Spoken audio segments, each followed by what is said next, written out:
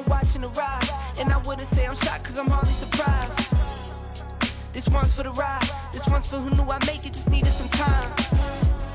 This one's for my wife. Could have left 1,000 times just about my side. Hey, what's up, everyone? My name is Randy Kaye, and I am the host of the Caught Up Podcast. Today we have Hannah Lindsay. She is a 2025 graduate from the University of Iowa, originally from Surprise, Arizona. Hannah played her high school ball at Shadow Ridge, where she was part of one of the last classes to verbally commit early in the recruiting process. She started her college career with a verbal commitment in the 8th grade to Grand Canyon University, but her path took a few turns, first landing at New Mexico State, then ultimately finishing her last 2 seasons in Iowa City behind the plate for the Hawkeyes. Hannah, it's always great to see you. Thanks for taking the time to catch up. Yeah, thanks for having me. I'm excited. Super happy to have you. What's going on in your world? I know you just got back in town. Tell me what it's like to be back in AZ. Moved out of my house in Iowa City about a week ago. Drove a U-Haul to 22 hours with my dad, with my car towed behind the back. So that was super fun. Being back here, getting used to the weather, number one, getting acclimated to that, but just kind of getting back into the swing of things with club ball and catching lessons and work and all of the things here in that schedule. Getting to see all the family and stuff too has been nice. Yeah. So I talked to you a little bit beforehand. You said you're still kind of unpacking and living out of boxes. What's that look like? I got half my stuff in my room and half my stuff in the garage, and I'm trying to unpack, repack, donate some stuff. What's staying, what's going for the next round of moving. And how's it to be home with family and you guys? Because I know you guys are really close, and I've seen the karaoke videos online. So how's that going? It's been good. Mom and dad are good. They're working. My dad's actually been splitting his weeks. A week in Sacramento for the Oakland A's. He works food service, and then a week here working for the minor league teams down here. My sister and I have been just kind of hanging out together, working out together. She also plays softball at Colorado Mesa University. She's going into her junior year now. She was a redshirt last year for a back injury, but she's got some doctor's appointments this summer to get that figured out. But it's been good getting to be home with the dogs, with the family, and get back to the summer schedule has been pretty nice. Yeah. Speaking of your summer schedule, so like, you think you got that all ironed out? Because I know you do a lot of catching training. I've been hounding you a little bit for some months to figure out what we're doing. We actually figured that out. I'm going to be coaching with you this summer. So I'll be doing, helping out with Rogue again. This will be the 3rd summer in a row. And then doing lessons with Gear Up Catching with Aaron White. I do those usually. We got a big pop-up camp. The summer camp's coming up June 2nd and 3rd. And then as well as just the weekly lessons are East Valley and West Valley Mondays, Tuesdays, and Wednesdays. Those will start getting into full swing after about June 10th. So those are coming up.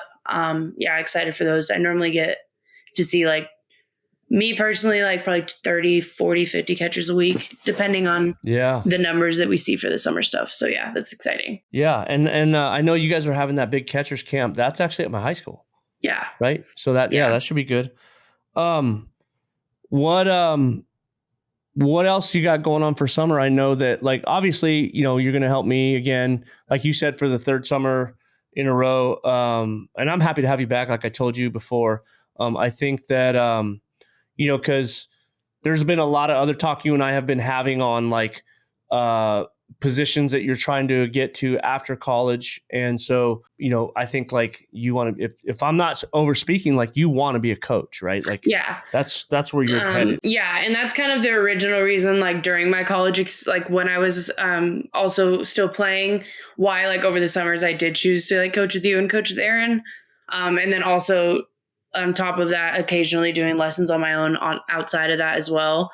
I just kind of found a love the past couple summers for coaching. Like, obviously I love the game of softball. I mean, I wouldn't be where I'm at now without loving it, but it kind of just, like, gave me, like, an option to pursue something other than, like, a medical career that it was originally, and it still is, like, kind of on that pedestal. But I just find, like, some days I love coaching more than I love playing, which is crazy to say.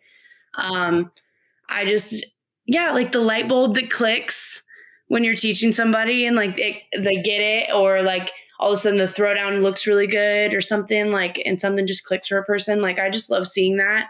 I love feeling it for myself as a player, but I also love just, I don't know, like, I just want to learn. And so the past couple of summers, like me kind of coaching with you and going to the Sparkler and PGF and Alliance and going to all of those kind of just showed me that I do want to try and be a college coach. And that's kind of why I decided to pursue the trying to find a graduate assistant position this summer, and be a graduate assistant coach somewhere in the country.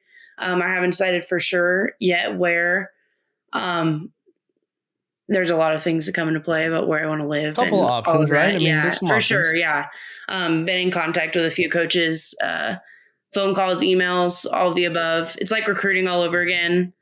But yeah, it's been good. I'm excited to make that decision, and decide like where the next 2 years of obviously getting a master's degree, but also learning, just on the coaching side and kind of getting my foot in the door in that aspect. Yeah. And I wanted to point out too, that like when it was it 2 years ago when Maddie Mendoza was a senior, I just had Maddie on, and Maddie credited you with being a big influence on why she ended up continuing to go to college, because she, as you remember, she was telling all of us like in January, hey, I'm not coming back after high school. I'm just going to go to the service. But she credited you. So is it things like that you're like able to, like, because you're going through it and have been through it, you're able to kind of like guide them and give them other ways to look at things, not just about softball, but like everything that softball and being a collegiate athlete kind of entails. Is that something that makes you happy? Yeah, 100%. And like Maddie's a prime example, but like there's also like multiple more, like Jordan McMahon. She went through ACL knee surgery that same summer that you're talking about, and was struggling with the recovery process, was struggling with getting physical therapy going. She was on crutches for a lot longer than I ever was. I've gone through 3 knee surgeries in my softball career. So I kind of had like a personal, took her under my wing a little bit. And that summer we got her to walk, we got her to go to PT, and like, just kind of that stuff. Like, it's okay not to play. Like, it's okay not to be like physically playing. For her, it was more of like finding the joy in the game outside of actually how I'm hitting, how I'm doing, how I'm playing. And I think for her, it was like this, again, like a light bulb kind of click where it was like, oh, I actually really do love the people that I'm around, and I love the environment that I'm in, regardless of whether I have cleats on or not. And so like, I feel like that for me is also like a coaching thing. Like, I enjoy being at a softball game or at a baseball game, just sitting and being like in it, and just like being immersed in competition. Like, I enjoy that. But Maddie and Jordan were probably 2 examples of people that like I kind of just gave advice or like gave them like personal experiences of my own, and like kind of could see them, like they make their like own decisions to push like for their own paths. But like, Maddie Mendoza has had a great career so far, and that summer hounding her over and over and over and over again, like, hey, I'm a prime example of like, I'm going into the transfer portal, and like, I don't know where I'm going to end up, but like, I'm still super blessed and super glad that like, this is how I chose to be in college, how I chose my college career to look. It's kind of like that. It's kind of like that whole thing. Like, I've been trying to talk to my team a lot about like, stop being so outcome based and like every day, like looking at what what you either accomplish or what you don't accomplish. Like you said, you enjoy being around good people. You enjoy the game.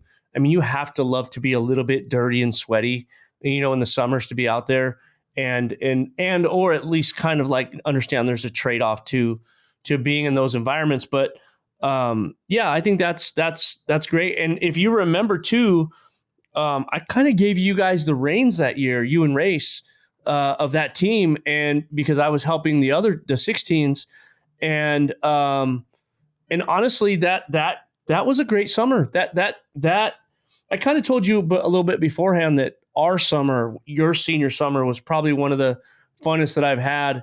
And I actually, as I was talking about this right now, I think that one this one was pretty close too, because nobody expected much from us with that group. And I thought you guys did a really, really good job of kind of getting that group to believe that they could compete. And then like the in-game adjustments hitting wise, I remember you talking to them about, sequencing and then different, changing eye level, once they foul stuff off, they were just going to keep climbing up, and you got them to kind of make in-game adjustments that I thought were amazing. And those things stand out to me too. And it brings me back to the GA position, because as we were having those conversations with colleges, or as I was having conversations with coaches that I know about you and being a GA, I was able to like draw back from all those situations, not only of you as a player, but you as a coach, and be like, this is why you're going to like this kid. She's going to handle business. She's going to be, I told one coach, I said, she's going to be the translator between what you're trying to say and how a female needs to hear it. But it's going to be like the same stern message, because Hannah's like, no bullshit. Like she's going to handle business. So to me, that's all really good stuff. I want to go back to the GA part, because you had reached out to me probably October of last year, 24, something like that, right? September, October. And it's so funny because I had to go back and find the text, because you had reached out to me recently and was like, hey, have you been able to get any ideas or any leads on GA positions? And I'm like, or you said, have you talked to any coaches about me, or have you reached out? And I'm like, no, not yet, but I'm ready. Because me, I'm always like 1,000 miles an hour. And I'm like, oh, yep, I got it. I got you. Like, no problem. It's no problem.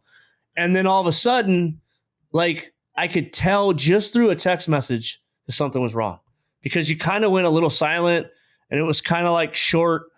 And so it got me thinking, and I had to go back and look at the message, and I realized you probably felt that either I didn't care or that you didn't matter, and I just kind of blew it off. And so tell me about, like, do you know what I'm talking about? Tell me like what you thought, because let me put it bluntly, you were pissed at me.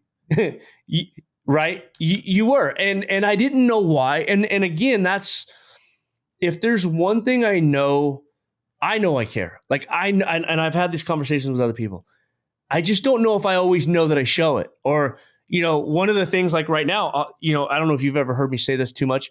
I tell my girls I love them all the time. Like I tell them all the time, hey, I love you guys. Love you. Hey, love you. Love you. Because I don't know. I know I care, because I feel like I show up and I work hard. But I don't know if that's just enough anymore. Like, I don't know, like, so I've been trying to get better, but explain to me, or talk a little bit about like why I made you mad, or what you were feeling, or what your perception of that whole thing was. Yeah. So I started looking because I knew that I wanted to get my master's degree and start coaching at the GA level, because that's how at least most people that I know, like, kind of get their foot in the door in the college coaching world. And I had texted Randy, I texted you, and I texted a bunch of, like, all the other coaching, Corey Mathis, Eli, like literally every single person that I knew in the coaching realm that like could help me remotely, and created my resume and started sending those out in like mass emails to head coaches. Like, I'm pretty sure by the end of it, probably almost every Division I college coach like that there is, and some D2s as well. And I had texted you in like September, mind you, like that's in the fall for us. So like we're playing our like preseason game, or our like 8 games. And like I was super busy with school and whatever else, but I was kind of was just doing it all on my own. Like it was kind of just another like, okay, this is like recruiting. I can send a bunch of emails with my resume and like see who responds and just send them early. And then towards like season was coming around, and like I didn't really get a response from you on like anything. It was more of just like 100% I'll help out, but not like all right, let's do it. Like I'll start talking to people right now kind of thing. And then season started, and I was super busy with school and softball, obviously. And like the first in Iowa, because of the weather, the first like 6 weeks we're traveling. So like I sent another round of emails in like February, and that was more like I had gone through all the original emails I had sent and narrowed more of them down to location and having the actual mastery program I wanted. And then it was texted. I think I texted you again, and I was like, hey, how has the like coaching stuff gone? And it was kind of just like oh shoot, let's do it. Like, let's get it going now. Yeah, I think I said I haven't yet, but I'm ready when you just point me in the right direction. And so that kind of just, I think I was just super frustrated in the aspect of I had been trying to reach out to coaches and stuff, starting in September, October of last year. And it kind of got to the point where it was all right, we're getting pushing the end of season, graduation's coming up. And I hadn't had any real coaching offers that coaches that have seriously reached out and considered at that point. And so I was getting a little bit a little bit nervous in the aspect of okay, I don't know what I'm doing next year. And I think I was just more upset with normally you have my back in every aspect, and you always have for, I don't even know, 8 years now or whatever. And I think for that, it was just oh shoot, is Randy actually is he actually going to be here for me when I'm not actually in the state of Arizona? And that's how it felt. And that's just I was just upset with you in that aspect. Cause I don't know, I got your back all the time. So I don't know. I was just upset with you in that aspect. Yeah. And I felt it. And when I went back and looked at that text, I started, I kind of pieced it together. And I didn't know the GA process. I didn't know it, it was a year in advance thing. I didn't really understand. So I did do a whole bunch of research and got a bunch of I feel like I caught back up. You did.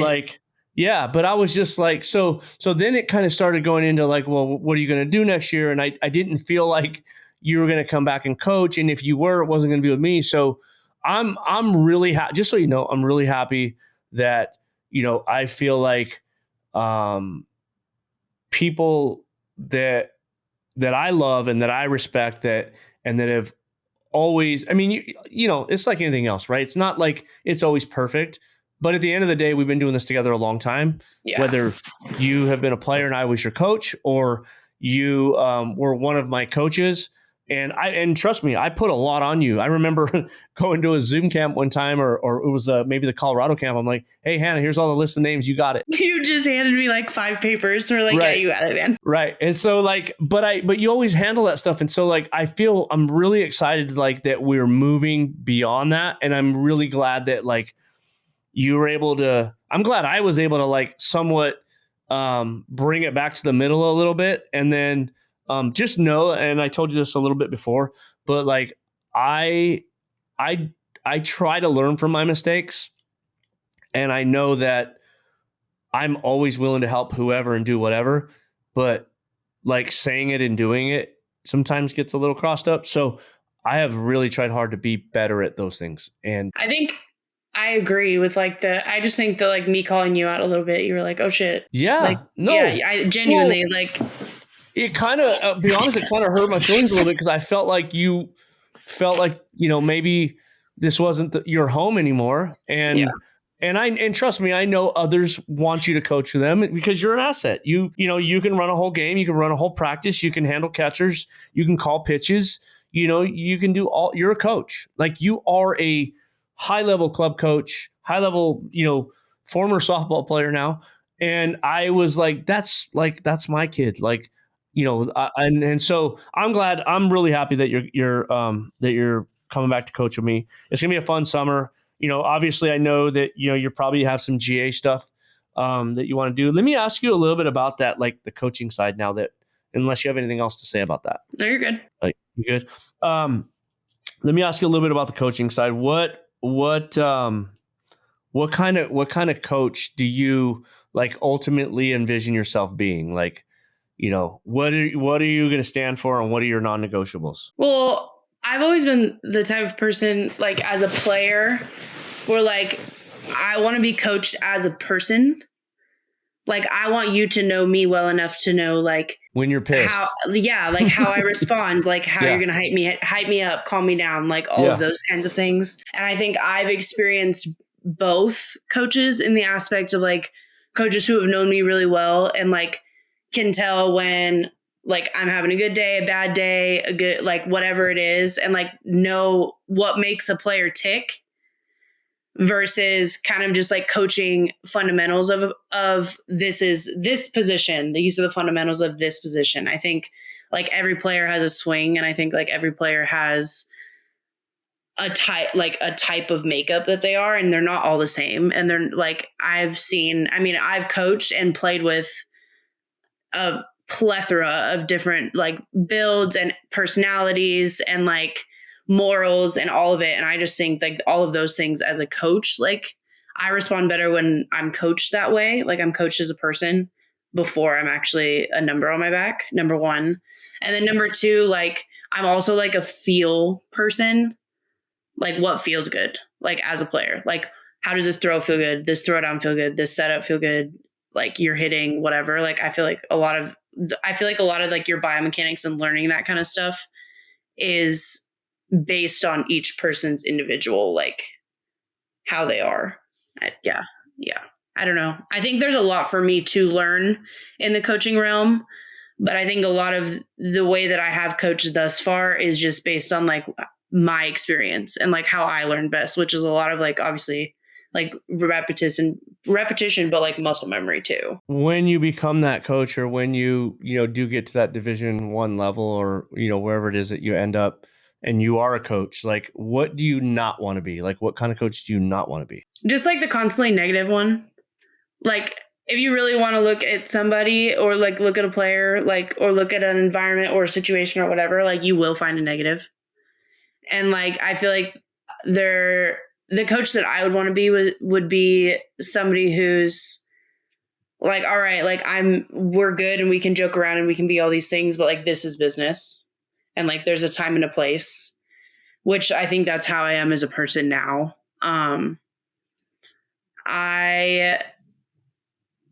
like when I envision myself as a coach, I think of it more of like much more of like a celebrate the little things, like celebrate the wins kind of person. The small wins. Yeah. Cause we talked about it a little earlier, like the little light bulbs and like the little things that happen. I think those like as a head coach, like, yes, you have to have specific rules and like there are going to be like specific things in place for like the way that you practice or the way that you play or the way that you take reps or whatever. But I think at the end of the day, being a good coach a lot of times fluctuates based on like the players that you're encountering. Like not every player, not every person is going to be like the same. And I think like adjusting to that. I had a good friend of mine used to always say that it's the little things that make the big things happen.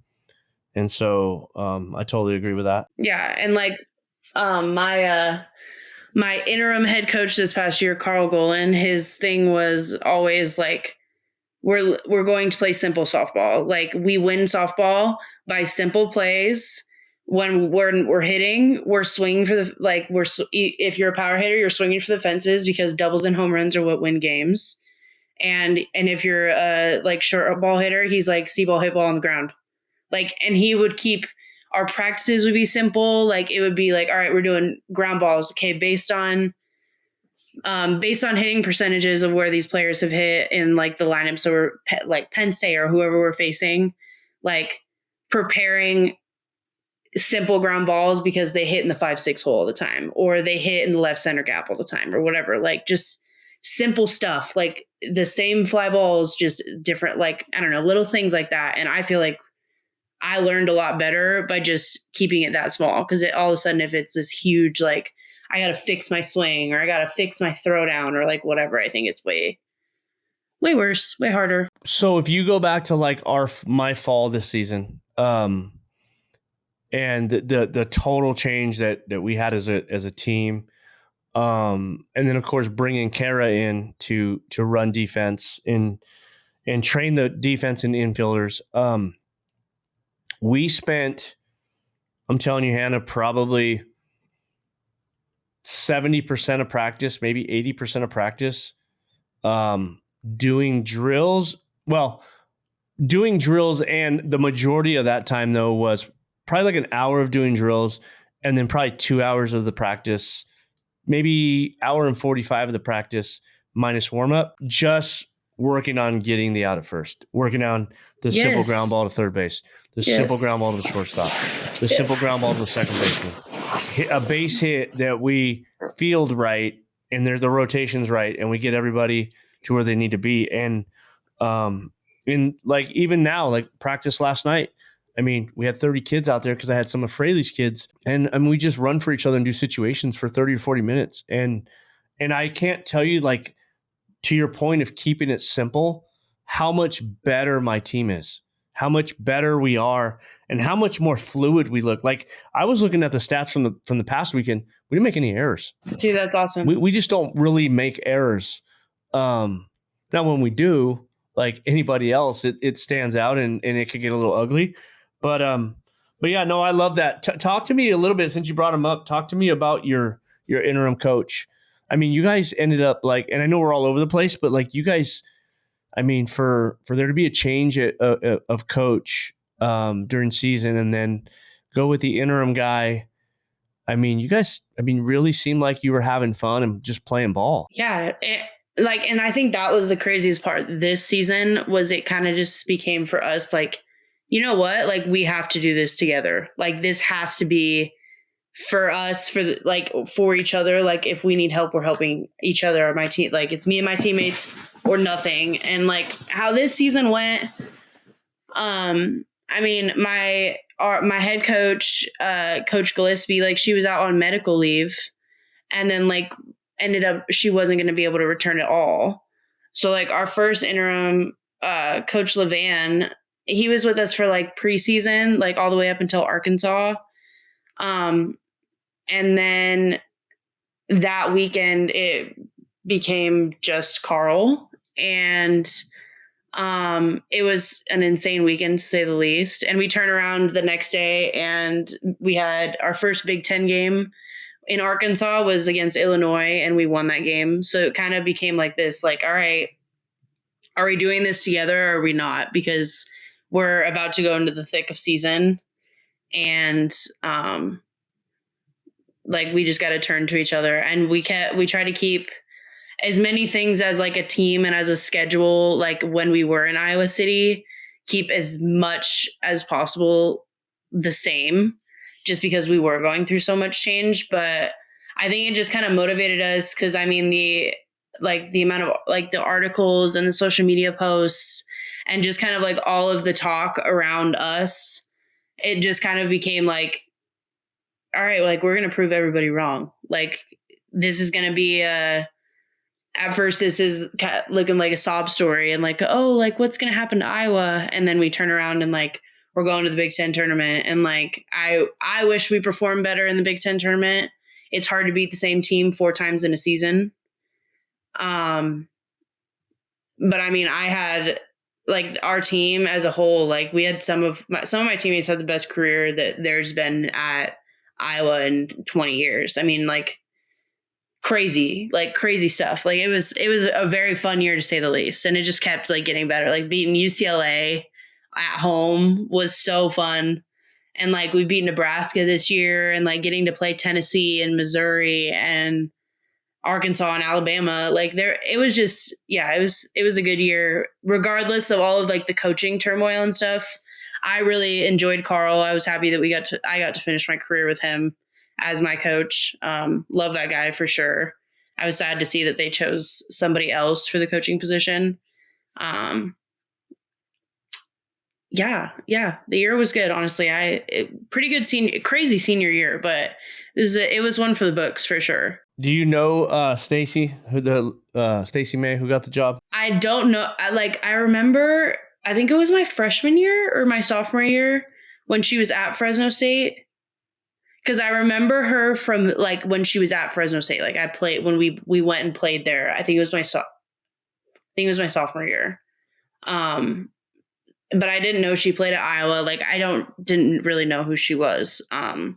Other than that, I remember her from Fresno. I had her on. Oh, really? Early on, and as I was doing the prep work for it and trying to like get to know her a little bit, I mean, she was a freaking legit hitter. Like maybe one of the best. Dude, yeah. Like her record, like her stuff was crazy. They like posted it on like the social media, like Iowa softball social media.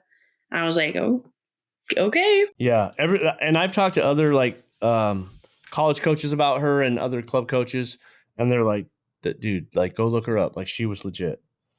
So that's kind of interesting. Sounds like you guys like, and we always say like the good team plays for the coach, and then a bad team plays for themselves, but a great team plays for each other. Yeah. Right. And so it sounds like that rings true with you guys. It was definitely that. Yeah. 100%. And it kind of like there was multiple times like later on in season, like, after Carl became our head coach, we're like, we'd get done with a game or like we'd get done with a series and be like, okay, like we're going to have a meeting right now and we're not going to go on our phones yet because like we're going to talk as a team. Like there was a lot of times where like it would be like we would have these really highs, like these really good games, really high highs, and then it would be like, all right, like we've got some bad news, or like, okay, really good, really bad, really good. Like it was a roller coaster of emotions, and I honestly wouldn't have wanted to do it with a different group of girls. Like this year's group, like there was 5 seniors, and I mean I love our senior class, but like we had a really good freshman group. Like I mean a lot of our starters were like freshmen and sophomores. Like yeah, it was a good year for sure. Looks like you had a great couple of years there. Senior season started all but 2 games, led with 476 batting average in the early season. 3 home runs, 16 RBIs over 7 games. Like it seems like you found like your happy place, and it seemed like a good like environment for you. Talk about the stop before, or actually let's go all the way back. Let's talk about travel ball. Like when I met you, I think freshman year, you're at Shadow Ridge. Yeah. So I did my 4 years of high school at Shadow Ridge High School in Surprise. I started playing. My club experience prior to Randy was with Corey Mathis Storm Organization. My whole career it was either Corey or Randy. I tried out for your team going into the summer before my freshman year, I believe. I remember that. And at that point in time, it was me and Macy Lee. I was, as you were just saying, you tried out. I remember exactly where we were. Do you? We were at Hamilton High School, yes. And Rocky Parra busted us because Reg didn't ask for the field. I actually just a couple weeks ago got to see Macy Lee. We played her on her senior weekend, like at Michigan State. Oh, cool. And so I got to see her parents, and like it was so good. We were literally just talking about she was like, dude, do you remember when we tried out for Randy's team? But yeah. I don't feel like that has ever gone over very well for me with them. No. Yeah, I was just like, because I've run into them and I'm, it's just, it's cool. And I understand maybe I was taking it wrong, but like, yeah, I remember I was looking for a catcher and both of you guys came out, and it was kind of like a little, kind of like what I've done just recently that I was telling you about earlier. Like I, just working you guys out and having to pick up another catcher, and boom, like went with you. And I think I went with you because I think your bat was a little bit ahead at that point. And obviously you were already committed. Yeah. So remember during that time was when you had only commits on your 18 team. That's with Audrey Leclerc, Regan Kerr. Yeah. Ryan Dermeyer, like that whole group, Taylor Gindelsberger. Tay, yep, Haley Denning. Yeah, all of them. Cow. So like holy cow. So me trying out for that team, I had to be committed. That's so right. I committed to GCU in June, and I tried out for you sometime in June. And then you tryout went well. Obviously, you gave me a spot on your team, but you told me that summer that I wasn't going to play. I was a freshman playing behind Kaylee Erickson, who had a crazy college career and is still playing. She's still playing. She's still playing, and Kennedy Wiley, who graduated from Michigan State. And those Love are Ken. the two. Yeah, same. But those are the two that I was behind as a freshman, and they were juniors. 2 6-footers. Yeah, and that's who I was behind. And then that summer, the first time you let me hit was in Colorado. And one of those I hit a home run, and then you let me hit after that. Wait, I think one of the first times, was it not TC Nationals? Do you remember TC Nationals in Georgia? Yes. So I did play well there too. You did. I think that's where you first started getting opportunities. Because I remember walking out with you and your parents, and I was like, "Damn, she's starting to come around. Like things are starting to click." Do you remember that? Do you remember that game that we lost that night? Do you remember? That was probably the best game I ever been a part of. Oh my, yeah, it was like You remember? 15. Yeah, we were like rowing the boat and stuff. 15, 16. Yeah, yep. It was crazy. 15, 16 after. We were down 14 runs in like the 6th inning or something. It was 12-0 after 3. Yeah, some crazy number. 12-0. And we had to score like 16 or 14 or 15 to like stay in the game to not get run ruled. Right. And it was then so awesome. We just, and then 3.5 hours later, I get I get Haley Denning thrown out on an inside the park home run for the tying run. I remember that. Do you remember who was on that team? On the other team? On the other team. Do you remember who the pitcher was? No. Kelly Lynch. Oh my gosh. No, I remember she was really good though. Yeah, Kelly Lynch was on that team. Charlotte Eccles was on that team. I think she was just a bunch of Michigan. No, they were so Florida, good. And then Julia Cottrell. Julia Cottrell was on that team. Dang. The funny thing is so we were in Texas, and Tristan really wanted to go to Oklahoma State, right? She was really like, that was a school she was kind of eyeing. And so I walk up to this coach. I'm like, "Hey, coach," because I didn't know who it was. I was like, "Hey, coach," because I knew who Kenny was, but I didn't know this guy, or at least it just didn't ring a bell. You know me, I'm just kind of like doing my own thing. And I'm like, "Hey, coach, would you mind coming to this?" I go, "I got a kid really wants to get in front of you. I think she can play at your level. This big, strong kid, been with me since 7th grade. And I think she was a sophomore or a junior then." And I said, "I know you may not know me, but been coached for a while, so I'm just, I'm not going to waste your time." And he goes, "I know who you are, Randy." I'm like, "Huh?" He goes, "Yeah." He goes, "My daughter," he goes, "I was with Patrick Lewis on that Georgia Impact team when we played you in Georgia. He was one of the coaches." So like, that's Julia's dad. That's Julia Cottrell's dad. So yeah, one of the funnest times ever. And I still talk about that game. Like that was insane. That was a crazy game. Insane. And like Kaylee Erickson like pulled her hamstring or something. Yeah. I don't remember. Yeah, it was insane. Like that whole game. That was so fun. So you come to us. We had some great runs, right? Your senior season. I want to talk a little bit about that. Had you for your whole freshman summer, sophomore, junior year, senior year. Been there a long time, probably really comfortable, right? Do you remember kind of going into like, I kind of like, we like to call it, what is it, senioritis? Like, I felt like you were coasting. I felt like you were kind of like the guardrail, you're hitting the guardrails, right? And you're like, honestly, really pissing me off. And I remember calling Aaron. I'm like, "Aaron, I do not know what to do with Hannah. Can you what are you thinking? What are you seeing?" And she kind of felt the same way, right? And I was like this close. I'm like, I think I have to send her a message. I think I have to like get her, because you're too good to not like something like not sit you. Because even at that point, I think like not playing you, it was just like, "Oh, I'm already committed, so the other kids get to play." Like it was that, and years ago, I had cut somebody before, and I was like, "Do I need to do this?" And again, like I don't know if it was to that extreme, but it was definitely crossing my mind. And then something happened in January. I don't know what it was, but you just boom, like, and then all of a sudden, I feel like that was. And I was telling you before we talked earlier, that was probably the most fun I've had, most fun in a summer and the most success we've had. top 10 at TC, top 10 at Fireworks in Colorado. And then do you remember the Grand Slam walk off against remember who that was, Sorcerer at PGF? Yeah, I know she was committed to Cal. Yeah. Yeah. I know that. No, that game was crazy. And I remember Liv Listordo was behind me in the batting order and like obviously going up to bases loaded, going up to bat.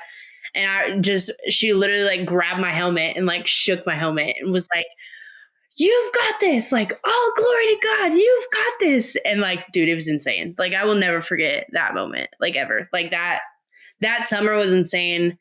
Not only for me, just because like it was all of a sudden like the committed for 4 years to Grand Canyon, and then coaching change, decided to go into the portal and open recruitment less than 2 months before I needed to be somewhere in college in August. So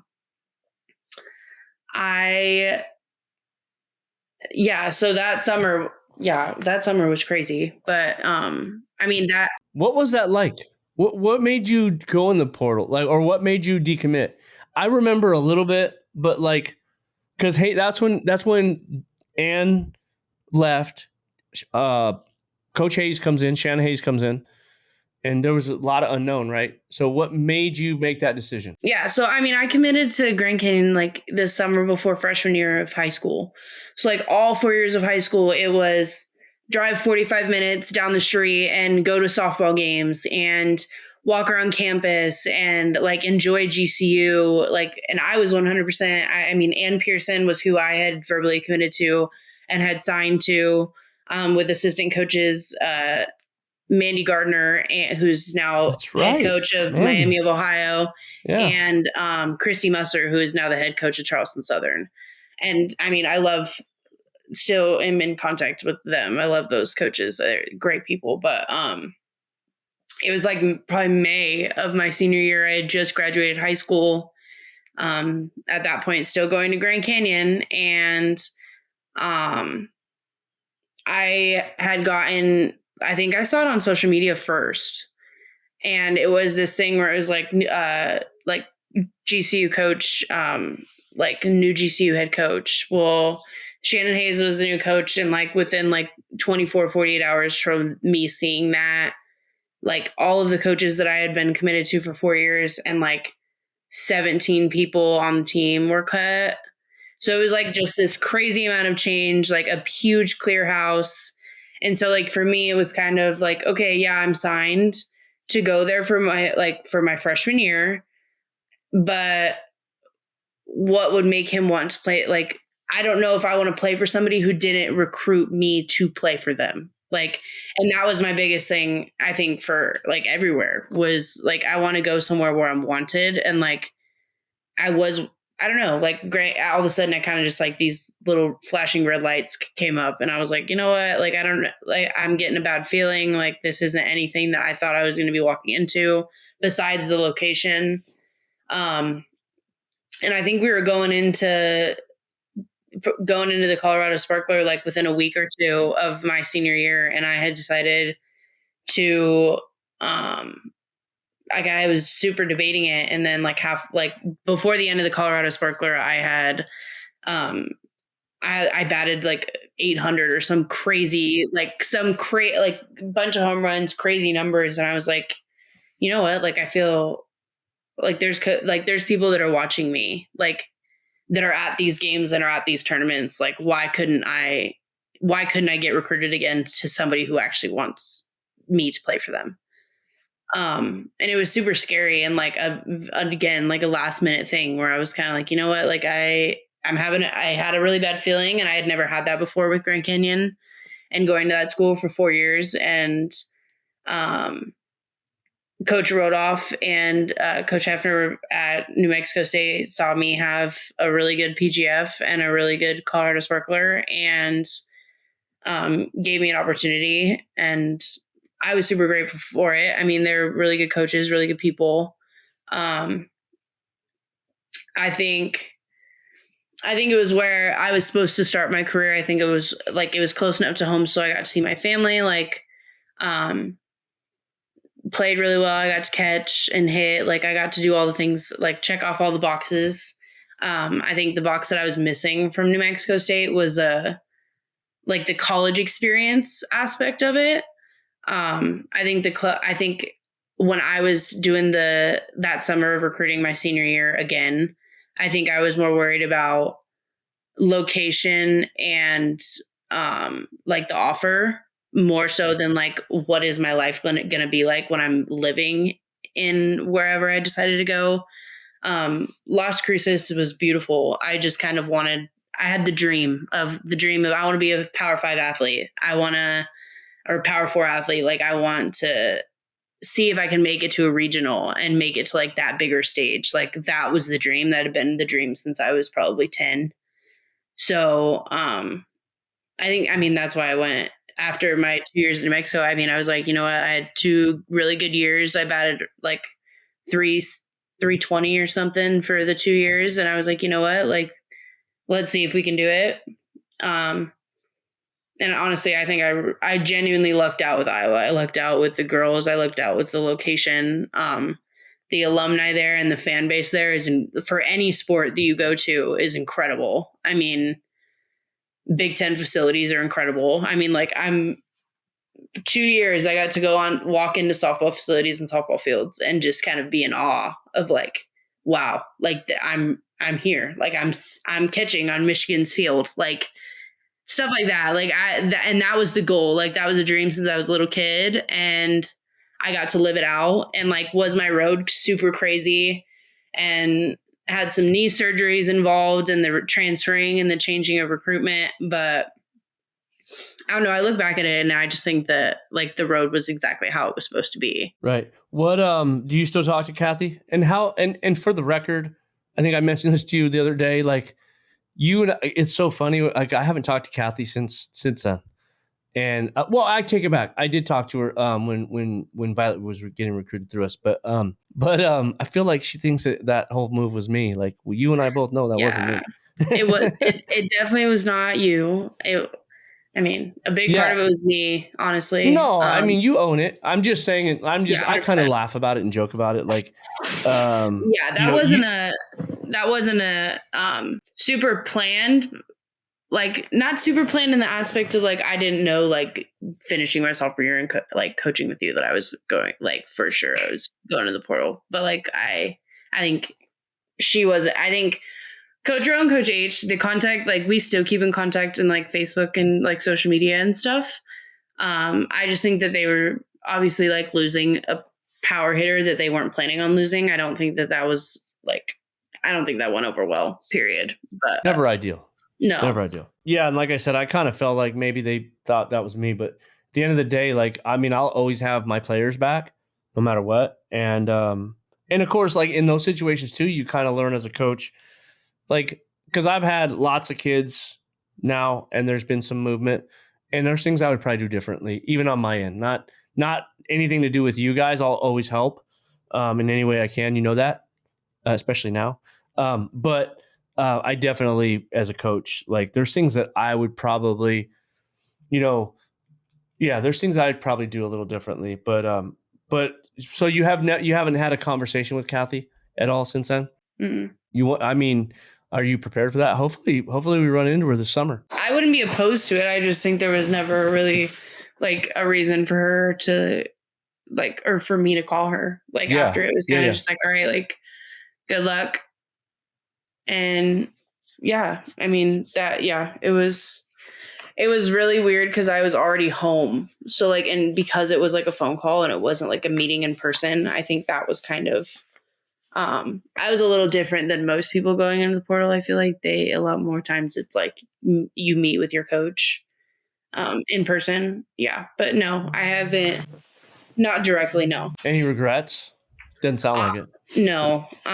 New Mexico was like it was a good experience. I mean, it was a major school. I got to go to a WAC conference tournament my freshman year, which was a really cool experience. My family, my first 2 years got to see me play a ton. I mean, we'd come to Arizona at least once a year. So that was like that was just a big like New Mexico was a good spot, like for my family and like for me to kind of just like get my footing, learn the college world, get good grades, and then just I don't have any regrets in the route that I took. I think my only regret would be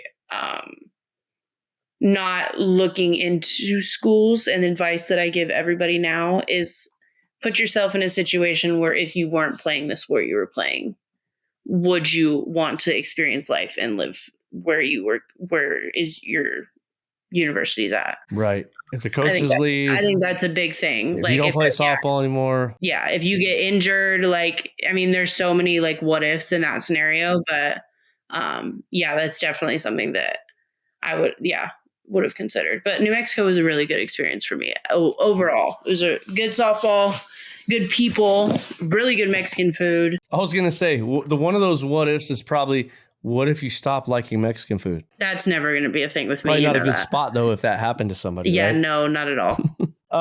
So talking about like, playing at New Mexico State and then playing at Iowa, you've played at some different levels. Like, talk about the differences in the conferences and the differences of the level of competition. Going from New Mexico State to Iowa, especially my junior year, was a big adjustment pitching wise. I just think there's a lot more movement. There's a lot more speed. I think those two things were the hardest thing for me my junior year. And then another thing that like you don't really think about is like the atmosphere and like the amount of people who are talking at you the past 2 years, like are getting in your face, and like it's a much more. The game is faster, but the game is also louder. Like, it's if that bigger. makes sense. Like everything is big. Yeah, everything is big.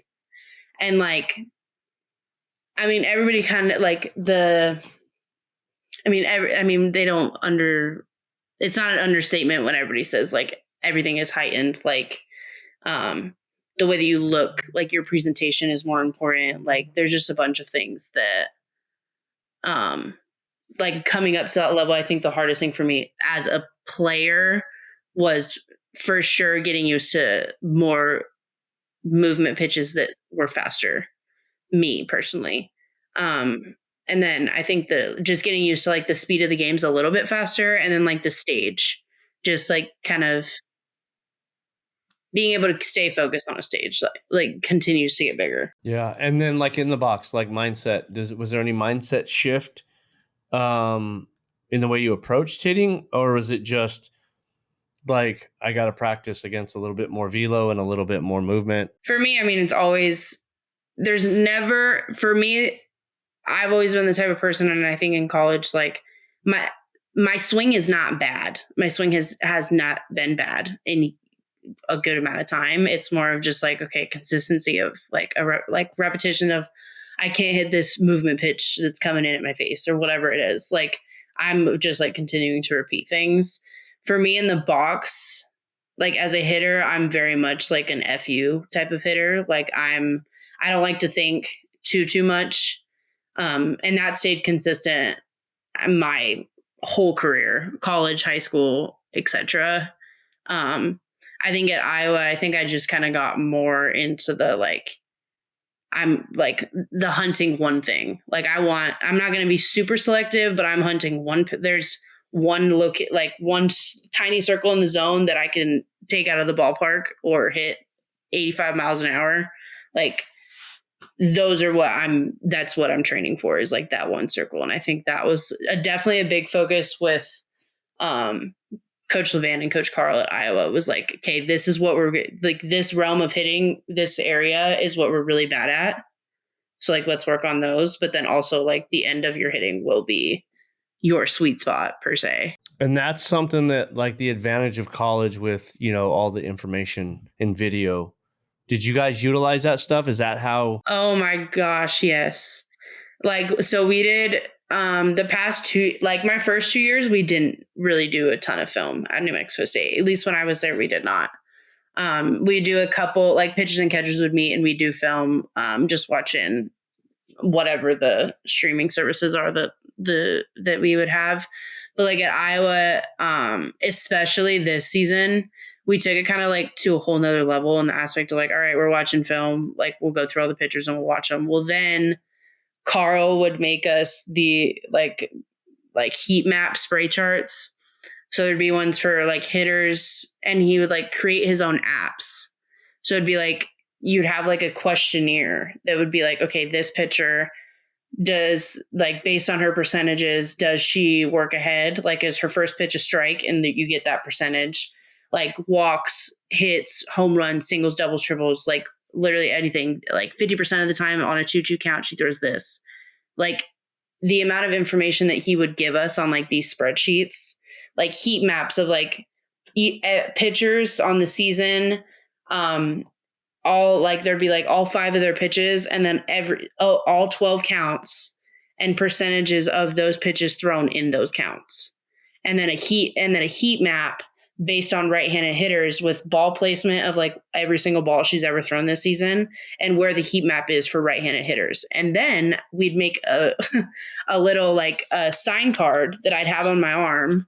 So like we'd have our sign card, but if I'd pull it over, it would be every week we'd make new cards that were the pitcher's name. She's a right-handed pitcher. And then based on me as a hitter and what I had input to the app that Carl had given me of like, based on this pitcher's data, what would I look for and what would I want to hit? It gives me 0-0 count. I'm looking for a curve. Like, and I make them like 0-1 count, or like it's the 5 most important counts. So like 0-0, 1-1, 2-0, 2-2, and 1-2 are the ones that are like the deciding factors of your at bat. And so like we would put in each like, okay, 2-2 count, she throws rise balls 67% of the time. So like, okay, I'd write down rise, but then under it I'd put like hunt, like also change or something, like whatever it would be. But like I would have this, like it helped us so much this season because like as a hitter, I was like, all right, I'm hitting like this pitch or this pitch, and I'm hitting oppo or whatever it is. And I feel like it helped me a lot. But again, like keeping it real simple, and it's only based on data.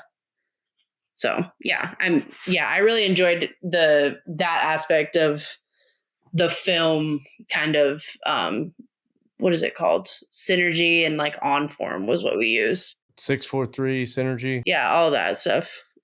I got to learn a little bit more about it this year, like be way more hands-on this year. Interesting. What's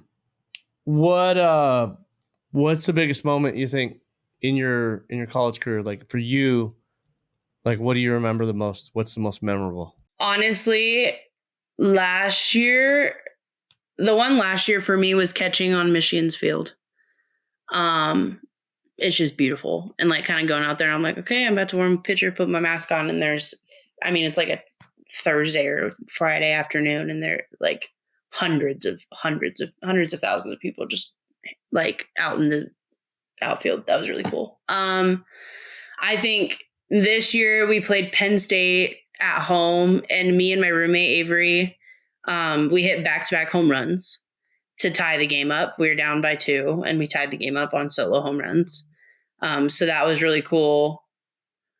And I honestly think like the playing on Arkansas's field and then getting to like have all the kids like all the little girls after like are decked out in Arkansas stuff, but they're going to come up and get your signature and they want a photo, and like that kind of stuff brought me so much joy this year. And especially for being like this season, a consistent starter and consistently like in kind of like the spotlight on social medias and stuff for Iowa. I think this year I kind of realized like how much effect I actually do have on other people. And I think like at Iowa, like was where I really realized like, holy cow, like there are so many people.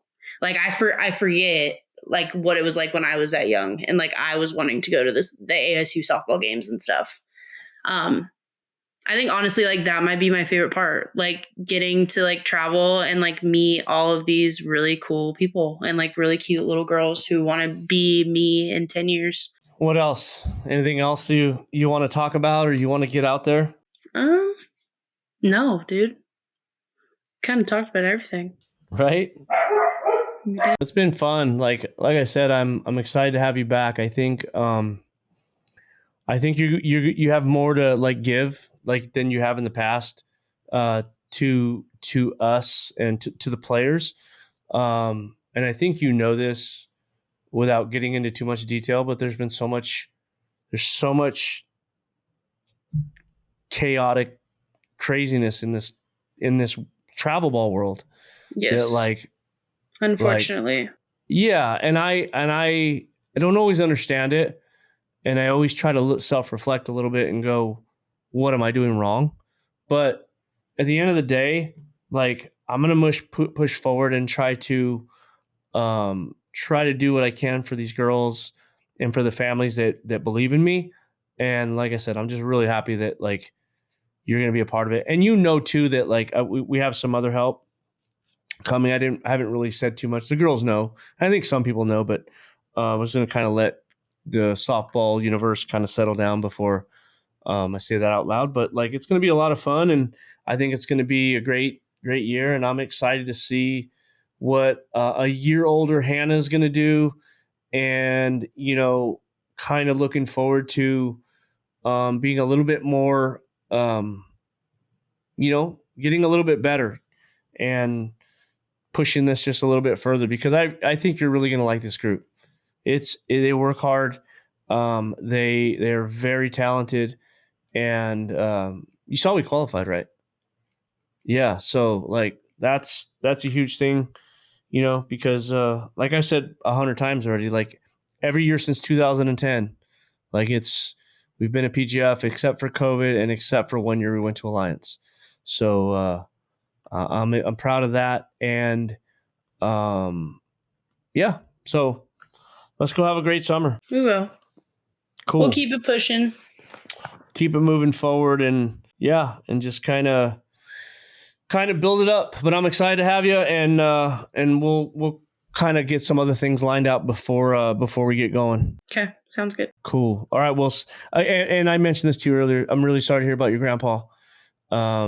Say give your mom and dad my best, and I know that was we talked a little bit about that beforehand, and I know that was something that obviously it's never an easy thing, but sounds like everything went maybe as good as it could have, and for everything that was going on, as good as it could have. Yeah, for sure. Cool. It just it was happened to be my senior weekend too, so that was I mean, my parents got to be there, so like it was a big weekend of every hit I had, which was a few, was for him. So a lot of emotion.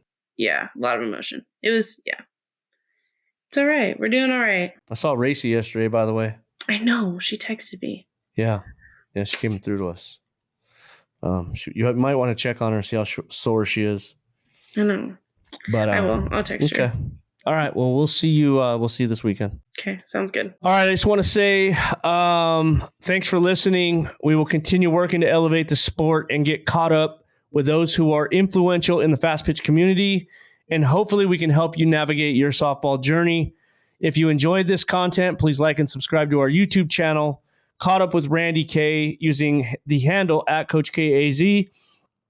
You can listen to the audio version of our podcast on Google, Apple, Spotify, or wherever you consume your favorite content.